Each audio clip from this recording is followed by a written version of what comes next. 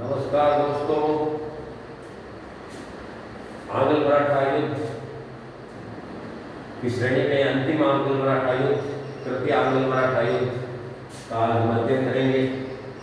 कल हमने देखा द्वितीय आंग्ल मराठा युद्ध में अंग्रेजों ने मराठों को तोड़ जरूर दिया था, कमजोर जरूर कर दिया था, लेकिन अंतिम रूप से मराठों को परास्त करना अभी बाकी था। और इसका मौका उन्हें लॉर्ड हेस्टिंग के समय मिला। तो तृतीय आंग्ल मराठा युद्ध है वो 1817 और 1818 में लड़ा गया था। तृतीय आंग्ल मराठा युद्ध जो कि अंग्रेजों और मराठों के मध्य लड़ा गया अंतिम और निर्णायक युद्ध है, और ये 1817 और 1818 में लड़ा गया। उस समय भारत का जो गवर्नर जनरल है वो लॉर्ड हेस्टिंग्स थे। लॉर्ड हेस्टिंग्स थे और उस समय जो पेशवा है वो बाजीराव द्वितीय थे। पेशवा बाजीराव द्वितीय। तो हमने पिछली क्लास में देखा पढ़ा कि द्वितीय आंग्ल मराठा युद्ध में मराठा सरदारों को और पेशवा को किस प्रकार से अपमानजनक सहायक संधियां स्वीकार करनी पड़ी। लेकिन आगे जाके हम देखते हैं कि नहीं तो पेशवा और नहीं मराठा सरदार इन संधियों को मानने के लिए तैयार थे, क्योंकि वो अपनी सत्ता है वो खो चुके थे, उसका उन्हें बहुत ज्यादा मलाल था। इसलिए वो मन ही मन वापस युद्ध की तैयारी कर रहे थे और सभी मराठा सरदार और पेशवा एकजुट होकर के अंग्रेजों से मुकाबला करने का प्रयत्न कर रहे थे। इसी क्रम में हम देखते हैं कि पेशवा और सिंधिया, होलकर ये सब मिलकर के और युद्ध की तैयारी करने में जुटे थे। उन्होंने ये ठान ली थी कि हमें किसी प्रकार से इस अपमान का जो हमारे ऊपर जो लांछन लगा है उसको किसी प्रकार के युद्ध करके धोना। इसलिए इन्होंने सबने मिलकर के अंग्रेजों के विरुद्ध युद्ध की ठानी। लेकिन इससे पहले हम देखते हैं कि अंग्रेजों ने इन तीनों के साथ में अलग अलग संधियां की थी। जैसे ग्वालियर की संधि, ग्वालियर की संधि नवंबर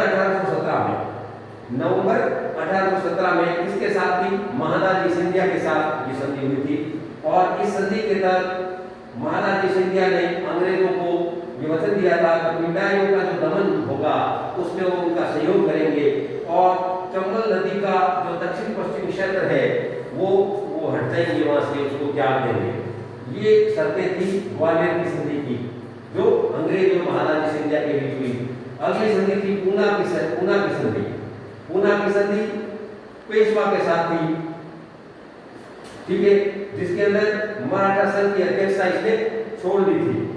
और फिर थी नागपुर की संधि जो कि मई 1816 में भोसले के साथ हुई थी और जो उस समय मान नहीं रहा था, लेकिन बाद में इन परिस्थितियों को देखते हुए भोसले ने जो नागपुर की संधि स्वीकार कर ली।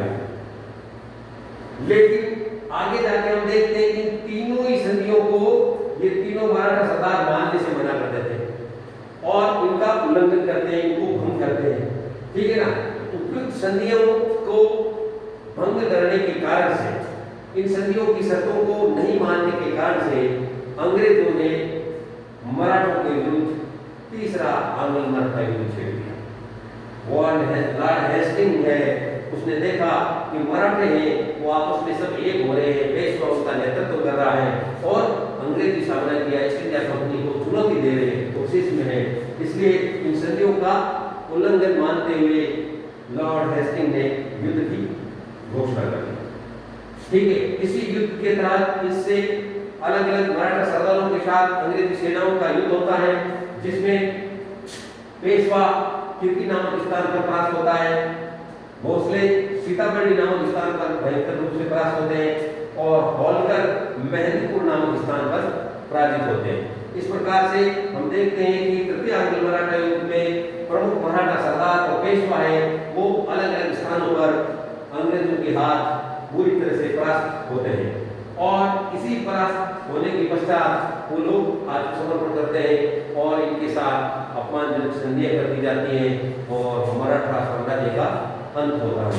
जैसे जनवरी 1818 में होलकर है वो मंदसौर की संधि कर लेता है।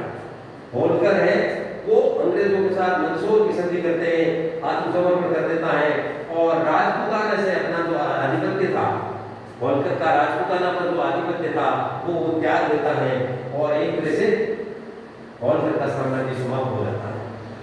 पेशवा पेशवा है वो कोरेगांव और अंटी नामक स्थान पर अंग्रेजों से पूरी तरह से परास्त होता है और फरवरी 1818 में वो आत्मसमर्पण कर देता है। पेशवा फरवरी 1818 में आत्मसमर्पण कर देता है और पेशवा के साथ पूना की संधि की जाती है। कौन सी संधि? पूना की संधि 1818 में। पूना की संधि के तहत क्या किया जाता है कि पेशवा का पद है वो समाप्त कर दिया जाता है। पेशवा का पद समाप्त कर दिया जाता है। बाजीराव द्वितीय जो पेशवा है उसको 8 लाख रुपए की पेंशन देकर के कानपुर के पास जो बिठूर है वहां पर उसको भेज दिया जाता है और वहीं बिठूर में ही 1853 में उसकी मृत्यु हो जाती है। और आगे जाके देखते हैं कि गोंदू पंत होता है जो उनका उत्तराधिकारी होता है गोद लिया हुआ, जो आगे 1857 की क्रांति में पेंशन को लेकर के अंग्रेजों से कांड से 1857 की क्रांति में महत्वपूर्ण भूमिका अदा करते हैं। तो ये इस प्रकार तृतीय आंग्ल मराठा युद्ध का अंत होता है इस पूना की संधि से। पूना की संधि से तृतीय आंग्ल मराठा युद्ध समाप्त हो जाता है। मराठा संघ को तोड़ दिया जाता है, पेशवा का पद समाप्त कर दिया जाता है, पेशवा बाजीराव द्वितीय को बिठूर निर्वासित कर दिया जाता है और 8 लाख रुपए की उसको पेंशन दे दी जाती है और अन्य मराठा सरदारों के साथ भी विभिन्न प्रकार की अलग अलग संधियां करके मराठा साम्राज्य को पूर्णतः खत्म कर दिया जाता है और अंग्रेजी साम्राज्य में एक तरह से विलीन टाइप हो जाता है। और इस प्रकार हम देखते हैं कि तृतीय आंग्ल मराठा युद्ध जो कि अंग्रेजों और मराठों के मध्य अंतिम और निर्णायक युद्ध था और इसी युद्ध में मराठा सरदार और पेशवा अंग्रेजों के सामने टिक नहीं पाते हैं और अंग्रेजों की जो सैन्य क्षमता, कूटनीति और दुर्बलता की वजह से भारत के मराठा सरदार और पेशवा परास्त होते हैं और एक और भारत का समृद्ध प्रांत महाराष्ट्र या मराठा साम्राज्य के ऊपर अंग्रेजी आधिपत्य होता नजर आता है।